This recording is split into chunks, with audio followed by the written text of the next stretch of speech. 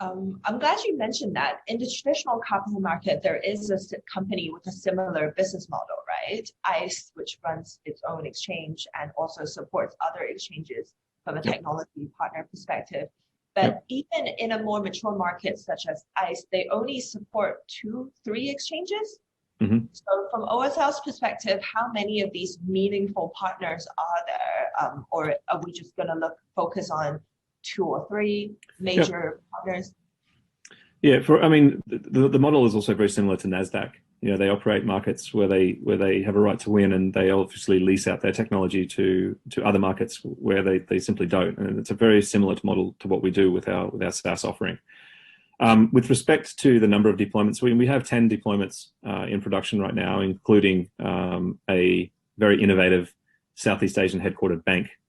And we are having a number of discussions, very fruitful discussions at varying degrees of maturity with a lot of other very large and very well-known household brands in terms of banks that are interested.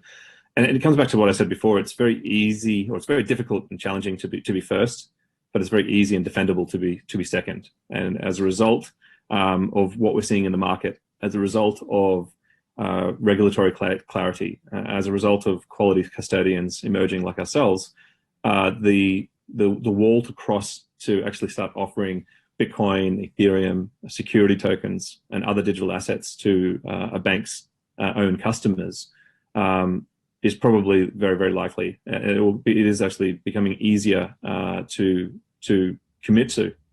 One of the interesting things that your viewers might find interesting is the hurdle around getting a bank to talk and commit to taking a platform like our own and offering it to their own customers is initially misconceptions around compliance, and the discussions that we have with a bank's compliance teams. The reception walking into that room is very different from when we leave, and that's because they're frankly super surprised about the capabilities that we have. Some of these banks have stated that they wish they had the same capabilities that we have when it comes to things like market surveillance, transaction monitoring, chain analytics. They are very, very surprised because there is such a large misconception around these crappy headlines that we continue to see journalists write to sort of get some clicks, I guess.